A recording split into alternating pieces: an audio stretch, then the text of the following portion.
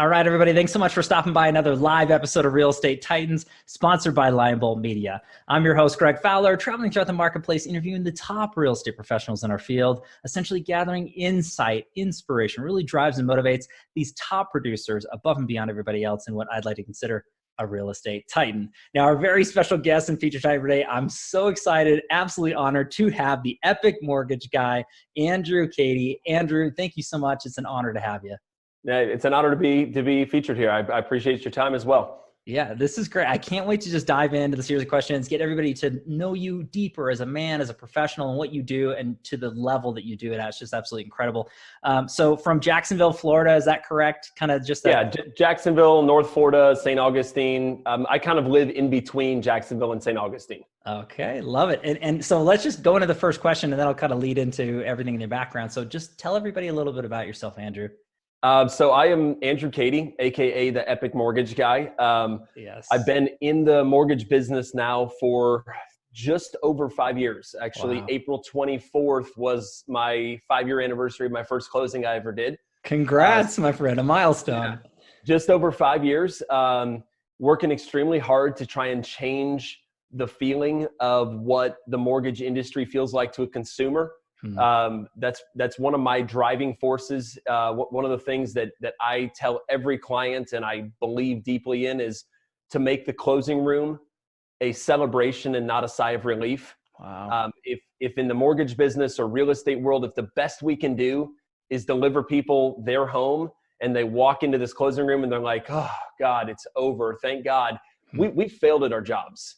This should be a pleasurable, it should be a celebratory moment. It shouldn't be the sigh of relief. So yeah, just working hard, having fun, trying to build an empire in the mortgage business. Unbelievable. And you're doing that, my friend. And I want to give anybody who hasn't heard of you before, shame on you, but obviously this is what we're doing right now. So Andrew, getting into the business originally in a short period of time, I mean, your accolades are through the roof as far as what your accomplishments are. I mean, top 1% in production, 2019, 40 under 40.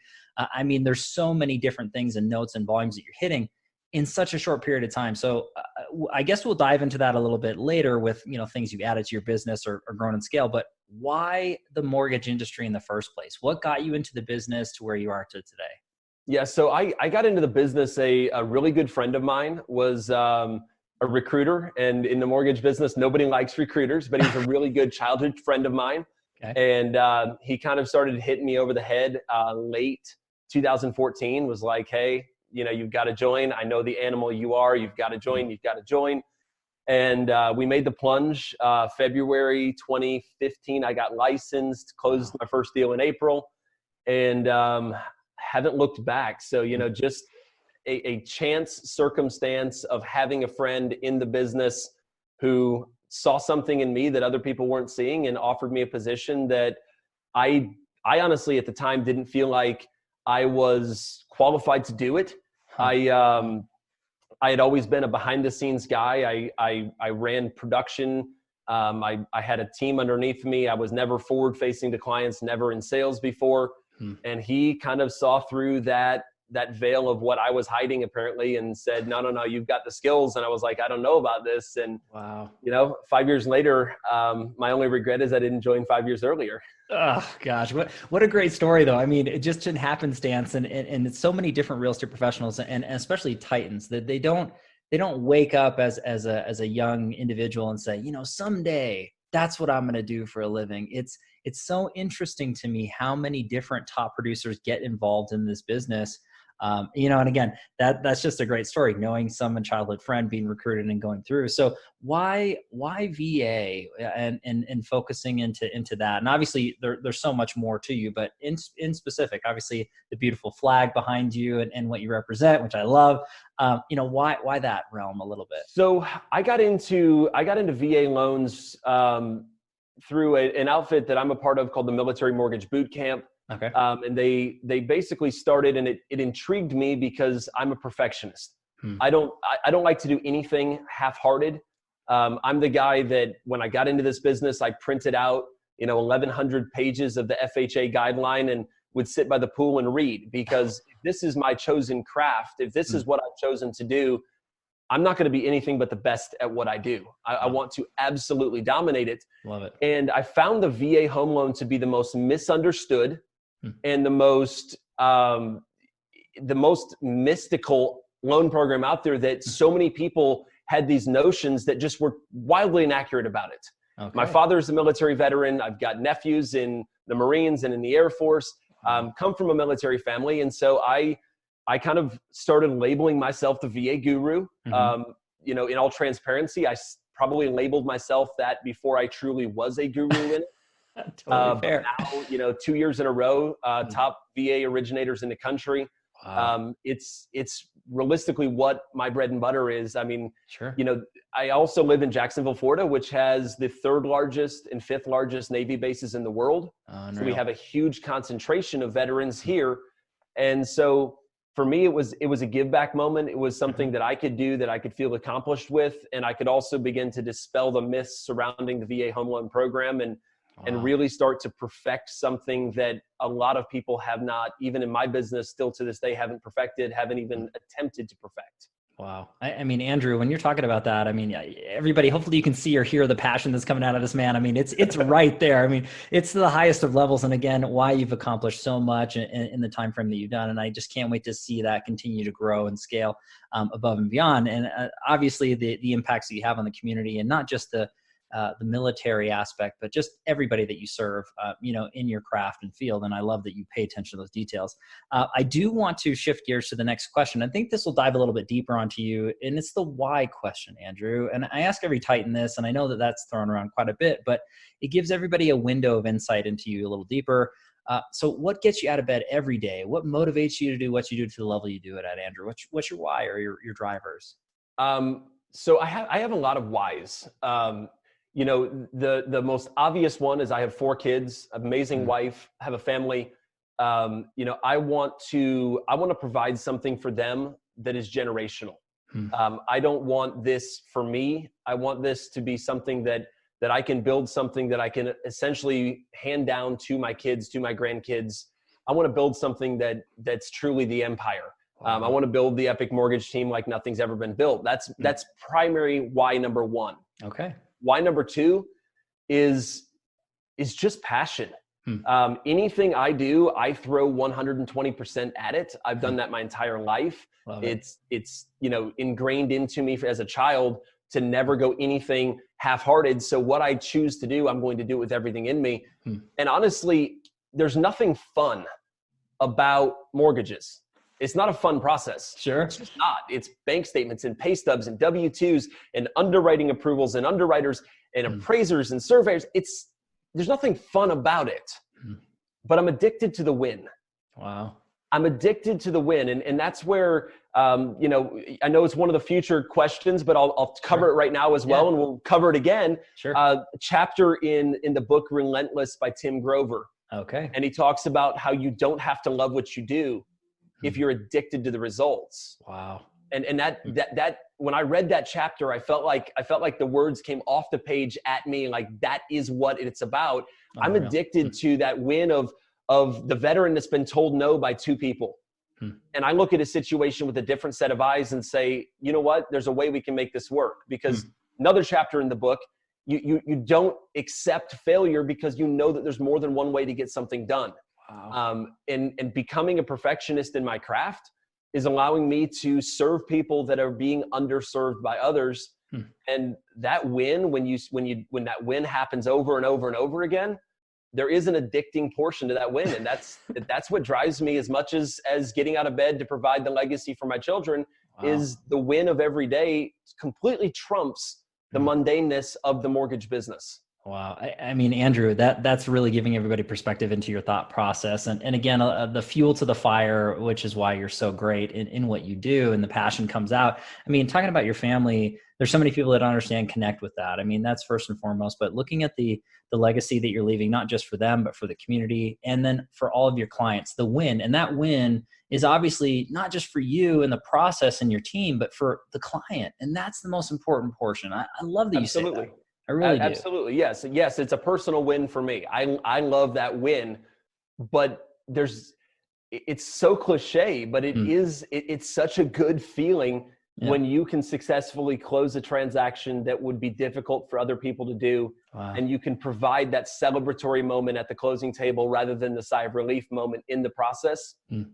That's an amazing feeling. That's the moment where I love what I do every single day. I don't have a hard time getting out of bed. I love getting out of bed and heading to my desk, grabbing a cup of coffee and blazing through the emails that came through the night before. I love it. Okay. This is great. And again, this is really diving deep into you, Andrew. And I love this. And I want to go to the next question into it because it ties perfectly with our dialogue here. When it comes down to the thought process of the Titans, the best of the best, everybody who's tuning into this particular series, whether they're watching or listening, they want to learn from you guys. They want to grow that way. So if you could look back at your career thus far and pick or choose a few things that you might have added to your business that took it from one level to the next, what was that next step for you? What did you do? What did you add? I mean, you've had such great success, Andrew. So what would you share out there? So I would narrow it down to, there's a dozen things, but Sure. if I narrowed it down to a couple or three, maybe, branding would be number one. Okay. Branding out the Epic Mortgage team or the Epic Mortgage guy, slowly transitioning into the Epic Mortgage team. I'll always remain the Epic Mortgage guy. Love it. Branding has been huge. People fail at branding because they fail to stay consistent and they fail to go all in. Branding is something, when you choose the route you're going to go, you have to go all the way with it and you have to stick with it because it's going to be extremely uncomfortable at first. Right. People don't look at you as the Epic Mortgage guy when you just start branding that. If you stick with it and you go all the way, and every social media channel has been changed to at Epic Mortgage guy, and I wear an Epic shirt and my license plate in my car says Epic MG. Everything I do is based around Epic. The branding takes off to the point where I get, 1-2 text messages a month from people all over the country that take a picture of something they see, a beer on a menu that's labeled Epic. Wow. And I get these pictures. And if you don't think branding works, I get people that just text me at random because they see Epic as on their kid's Fortnite game. Because it's Epic Games, and I get these pictures of Fortnite like 5-6 times a year. That's great. And branding works. So branding is number one. Love it. Number two would definitely be social media. Okay. On my end, as a mortgage professional, I have a much more captive audience than a real estate agent does. Sure. So my social media ability is going to be a lot easier than a real estate agent that's going to be listening to this, because if I'm a real estate agent in Jacksonville, I've got 1.8 million potential targets. Right. Whereas as a mortgage professional, we seek referrals from real estate agents, and that narrows it down to about 8,000-9,000 people. There we go. And so social media has been huge. I'm super active on Facebook, Instagram, LinkedIn, Snapchat, Twitter, YouTube, TikTok, every one of the channels. Sure. All at Epic Mortgage Guy, branded out correctly. Yeah. And so I would definitely say branding, social media, and then finding niches as well. Okay. Using a VA. Somebody once told me if you're a jack of all trades, you're mediocre at best. Sure. But if you're a jack of a few trades, you can become an absolute perfectionist in it. And so for me, I don't do renovation lending. I don't do down payment assistance, and I lose deals because I don't do that. But I would rather perfect what I do and become the absolute best at it. Wow. And to have every product in the book and drop the ball here and there because it's a product I don't do very often. So what I do extremely well. I've narrowed my focus. I focus on a niche market, specifically VA, but VA only comprises about 35% of my business, which is super high in standards. Sure. But, like last month, I think I did 13 VA loans. Wow. About 30, it was just over 38% business. Okay. But for me, it's branding, niche, marketing on social media is the win. Wow. And all that is just so many gems or nuggets of information that people can take away, especially, the mortgage professionals that are tuning into this particular episode right here. I mean, just really picking up those pieces. I mean, starting from first and foremost, the branding, I'm going to be added to that list of somebody who takes pictures and texts you, Andrew, just so you know. So you just added one today, just so you know. So next time I see it, I swear to you, I will text you. But I think that that's crucially important, is to really go all in and be specific. So that advice is crucial. And it doesn't matter if you're a realtor, a lender, a builder, developer. You really need to figure that out specifically and then go all in and be consistent. It doesn't happen overnight, as you said, but long term. and doing your job to that highest of standards. So I love the fact that you're talking about that, using opportunities through social media and technology. I'm a huge fan of, and some of the most best and brightest minds when it comes to the top producers in the world, they're all leveraging these different tools at their disposal. Not everybody does it equally, but I think that, as you discussed, I mean, you would be a great example for somebody to look at and say, well, how would I do that? Well, check out Andrew, look at what he's doing, and then make your own version of that in your markets, no matter where that ends up being. So I think your example is spot on. And then when you're talking about those niches or niches, when you look at it and based on that standpoint, I think a lot of people would say there's riches in niches. And I think that getting as specific as possible are there, and that helps that branding process and the consistency. It's not to say that you can only stick with one. And I love that you mentioned 3, right? So right. And I would interject there and say, yes, there's riches in niches, but there's also consistency in niches. Yes. And consistency don't find a niche because it's the most profitable thing. Because if you're seeking profits, you're not going to succeed. Right. Seek to perfect a craft. Seek to become the best at what your niche is. Whatever that is you choose it because you want to perfect it, because you see a flaw, you see an opportunity where other people are dropping the ball, that you can be an educator and you can be someone that's seen as the best of the best in that field, and the riches will follow. But if you chase the riches, people, as on the real estate side, they call it commission breath. Yes. And it stinks really, really bad. And you can tell when people have it. For me, it's all about consistency. Consistency. If I'm going to choose a brand, I'm going to roll with it. Right. If I'm going to choose a niche, I'm going to roll with it until I get to the end of that road, and then add another one to it, I guess. This is packed full of amazing information, Andrew. And I swear to you, I mean, I know we could go on and on in this one question, but I want to keep moving forward. But I would encourage anybody, and hopefully I'm not throwing you under the bus here, Andrew, but anybody who wants to learn from one of the best and brightest minds, send them a direct message, follow them on social media. We'll have links down below so you can contact Andrew directly. But it's the best way. It's just learning from the people who have walked the talk, who are really practitioners of what they preach. And I think that's crucially important. So thanks for sharing that, Andrew, because that's a really, really good portion. I want to go into the next question. This is the tricky part of the interview in the series. It's the challenge part. So as positive as, life can be in the perspective that we have, there are some hard times that we all fall on, and no one's exempt from that, whether we're dealing with it in the past, we're dealing with it now, or into the future. We all have hard times personally or professionally, but I'm a firm believer it's not so much what happens, it's what we learn and how we can grow from this, and also share with others. So Andrew, if you're comfortable sharing a challenge you dealt with, what's that look like for you, and how did you overcome it? Oh my gosh. Yeah. And I could not agree with you more. I think if you look at some of the most successful, if you call them that, or even some of the happiest people, some of the people that have the greatest enlightenment, some of the people who are the forefacing people we see today, were bred out of challenge. And challenge either destroys or it fortifies. And I'm a big believer in looking at these situations and finding a way to fortify from challenges. So, my probably biggest challenge that I grew up with was I was born and raised in a very, very, very hyper intensive religious situation. Carrier to call it a cult. It was very, very intense. And, it's one of those things where I could have come out of that, and I could today still wallow in my mire and say, poor pity me. I spent so much of my life in this, and I wasted so much time, and I didn't have this and I didn't have that.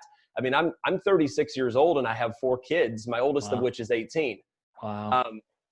I didn't per se have a youth. Sure. All these things that I lost, I could sit and I could just meddle on that, or I could rather look at the strength of things it did give me. Sure. The need at 16 years old to drop out of high school and to work a full-time job. Wow. And to work 80, 90, 100 hours a week at 16 years old. Those type of things, I think people can get caught up in their challenges, and they use it, I don't want to be insensitive, but they use it as an excuse. Right. They use it as an excuse to say, this is the reason I can't succeed, is because I had all these things happen to me. And there's some traumatic things that happen to people, much more than's ever happened to me. Right. But then you also see people that have had the most traumatic things happen to them, and they come out to be the most amazing warriors. They come out to be the best of the best. What's the difference between A and B?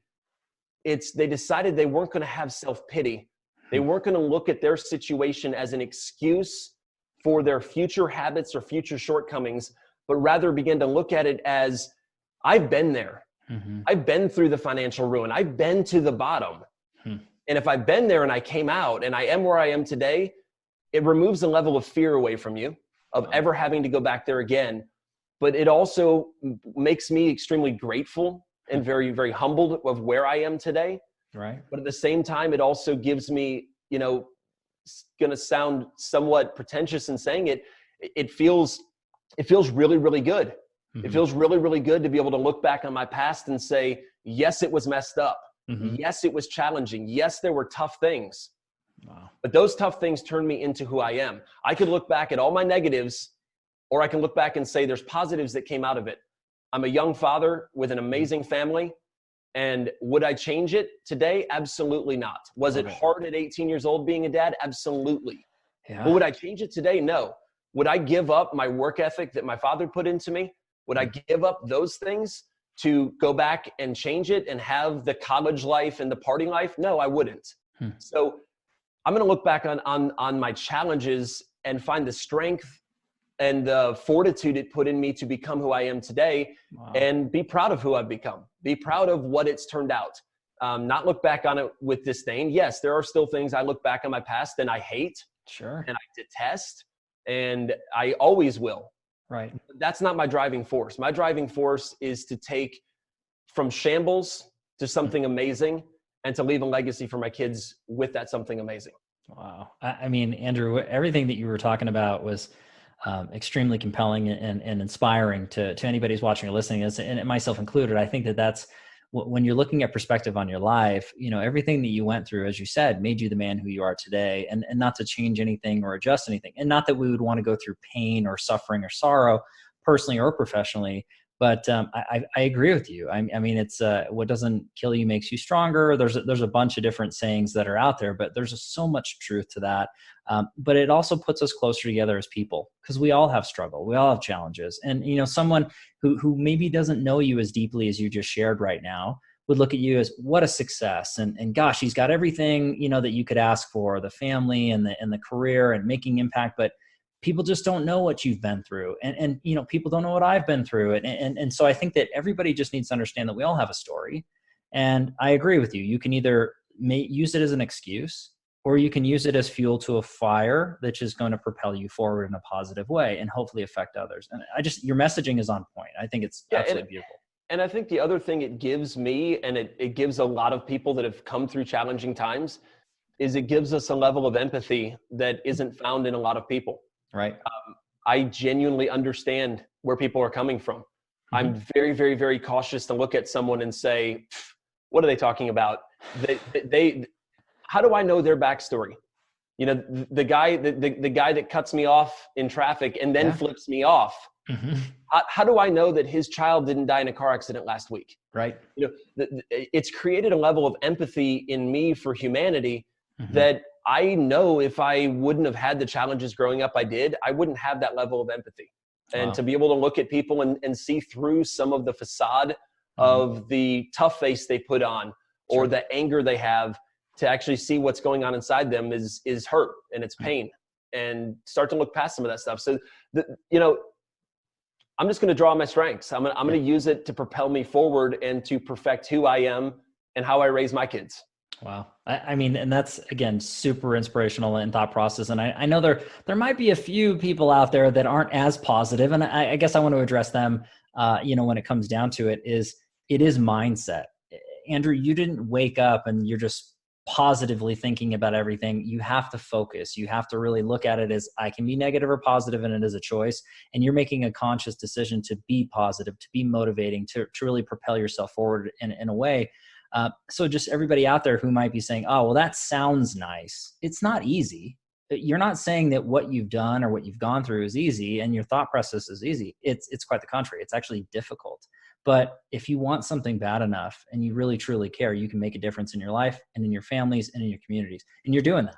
I mean, you're a perfect example. More. It's a choice. Yes, there are clinical things that would prevent that depression. I'm not talking about that. Nope. But as a general statement, outside of clinical issues, happiness a lot of times comes down to a choice. Yeah. You have to choose it. You have to stop wallowing in your mire, pick yourself up, and say, I'm moving forward. Oh gosh, I love this. This is so great. I feel like I got to do 1,000,000 push-ups right now. I mean, this is really good. I love the charge out of you, Andrew. This is great. So I do want to shift gears on this one. We got through the tough stuff. So let's go to a softer question. This is actually one of my favorites. And this is the travel back in time question. Now, as we already spoke, we're not looking at it in this perspective of changing something because everything you went through made you who you are. But if you could go back in time and give your younger self a piece of advice or two at any time frame, any age range, what would you say to young Andrew?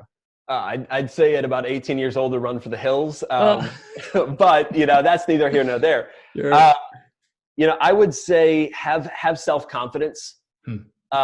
Believe in yourself more than I did. Wow. For the longest time, even my first year and a half, 2 years in the mortgage business, I had no self-value whatsoever in what I did. I just didn't. I put a really strong face on. I was out there like, I'm the next best thing since sliced bread. But deep inside, I questioned whether I would be able to do this. I questioned whether I would make it. And I had this epiphany moment in my life. It would be almost 4 years ago, maybe 3 years and about 9 months ago. Okay. And it was a really pivotal moment. And I have to wrap it in because it's not something that everybody's going to have this moment, right? Because it also stems back to the oppression of religion, the hyper religion that I was a part of. I had this moment just about 4 years ago, and I was in the shower, and I remember like it was today. Wow. And I had this moment where I decided that I was not going to care ever again what anyone thought about me. Wow. I'm going to be me. I'm never going to put on a fake facade of who I am. If people don't like who I am and what I do, then they don't have to work with me. They don't have to be my friend. They don't have to be a part of my life. I'm not going to live my life under a false pretense of pretending to be someone that I'm not. I am who I am, unashamedly. And that was probably the single biggest breakthrough moment in my life to actually break down the barriers and break down the walls and to become someone that, and I found myself more than I even realized I would. So, if I had to go back in time, I'd tell myself to run for the hills from the religion I was a part of. That would be unequivocal. Sure. But overall, I would say even more importantly than that is stop doubting yourself. Stop believing that other people can do it and you can't. And that's a strength that I've gained over the last 3 years. And it's a learned strength. Again, going back to Relentless, sure. It talks about in the book about where you never, one of the chapters is you never celebrate your successes because there's always more goals ahead of you. And that's how I feel. I had my record month in March. I closed 33 homes, $7.7 million. Wow. And I didn't feel accomplished. Now, I didn't lay my head down on my pillow at night and feel like, man, I suck. I'm not good at what I do. Right. I feel great. But I look at people that are doing 30 million in a month and they bleed the same red blood I do. Right. They breathe the same air I breathe. Why not me? Why is someone up here unattainable when I'm down here? So for me, there's just no limits anymore because I set my own goals. I drive my own passion. And so there's no throttle. There's no stop. There's no celebrating huge successes because there's always the next goal ahead of me. At the same time, I'm never not celebrating my success. I feel amazing. I'm very proud of what I'm doing and my team's doing and everybody backing me. I'm beyond humbled and honored and blessed to work with who I work with. However, enough? There is never enough. Right. And you say, you're going to work yourself to death? No, I'm going to structure a team. I'm going to do it right. I'm going to build a team where I don't overwork myself. I mean, I'm going to close another 32 houses this month and I'm not working 80 hours a week. I'm working 45 hours a week because I've got a team in place that works for it now. So that's a long answer to your question, but yeah, kind of dove deep on that one. No, Andrew, this is great. And again, giving everybody perspective into your thought process, that advice is amazing now. And we can't go back. We can't change. But everybody who's watching or listening, myself included, can take that advice to heart now. Is believing in yourself and really moving forward and not having to appease everyone and be everything to everyone. It's impossible and it's ridiculous. Be yourself and be genuine. The right people will come into your life, but then looking at it from the standpoint of setting yourself up for greatness. And there's stages, there's evolution, right? So the man you are today, you weren't that same man 4 years ago, right? And then 10 years from now, you'll be a different man as well. You'll be more knowledgeable. You'll have everything going in place. There's different changes that happen. But I think that you're looking at it from the standpoint of balance and really understanding what matters in your life and applying that. And there's differencing between dreaming and thought process and actually doing, taking the action. And you obviously have to have a thought, but then you have to implement. And that's what you do. That's what you're talking about. And I think that anybody who's wanting to grow and scale the way that you have, and then above and beyond that, as you will continue to do, they have to think this way. Otherwise, it's not for you, and that's okay. Not everybody has to live that life. Not everybody has to feel that it's never going to be enough or there's always more. Some people are content at different stages. And that's okay. It is. That's totally okay. Yeah. But for those who aren't, don't settle. That's right. And that's this audience here. That's this audience. Everybody's listening. They're in your mindset, my friend. So you are preaching to the choir, as they say. And I think this is perfect all the way through and through, Andrew. So thanks for going into that detail. Now, I do want to go into the next portion. This is the secondary question when it comes down to the crowd pleasers. They want to grow their minds the same way the Titans do, the same way that they're learning and scaling their minds. So you had mentioned a book already, but any books or podcasts that, inspire you, that motivate you, influencers, conferences, masterminds, how are you feeding your mind, Andrew? Oh my gosh. So I am I'm a big believer in knowledge, in gaining knowledge and not reinventing the wheel. Sure. I've mentioned it several times. I'll mention it again. Relentless by Tim Grover is probably single-handedly the best book I've ever read. I've gone through it several times, and it really just refines that personality, that persona that we're talking about here of next level achievers. And to me, that book is just insanity. I'm a huge fan of Gary Vaynerchuk, Gary V. Yeah. For me, a lot of people love him. A lot of people hate him. Sure. I don't really care what people think. I love the methodology he puts out there. He's a huge believer in giving more than you receive. Mm-hmm. And I firmly believe that that's one of the reasons for my success. Wow. Is I am not afraid to take a phone call on a Saturday afternoon from a real estate agent on a transaction that I'm not even working to answer questions because she can't get a hold of her loan officer. Wow. And I'm perfectly okay with that because I do believe in karma. I do believe that good things will just come around. So Sure. If I can just put a ton of knowledge and a ton of information out there to the world, eventually the world will give back to me. Give 51%, expect 49% in return. For me, I also surround myself with people that play bigger than me in the mortgage business. So smart.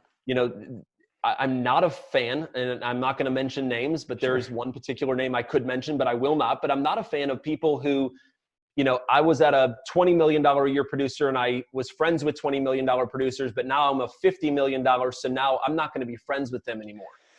That's dirty. You don't play that way. Agreed. I'm a big believer in, as I scale, to continue to find influencers that are willing to help me grow. But at the same time, take the ample amount of time that the people that are doing 100, 200, $300 million are giving to me, those 45-minute pep talks, those Zoom calls, and do the same thing for people that are doing $5, $10, and $15 million a year. Right. And help them come up to the next level. I'm a big believer in that pass-through mentality. It's not just about surrounding yourself with really big people. Because if you do that, at the end of the day, and you cut off your friends that aren't on the same level as you, I don't know how people sleep at night that way. Yeah. That's just wrong. I agree. But there's such fulfillment in surrounding yourself with people that play in big spaces, then also keeping the humility to have a 30-minute phone call with someone that's struggling. And help them and explain how they can do some marketing better or what they can do to spruce up their social media.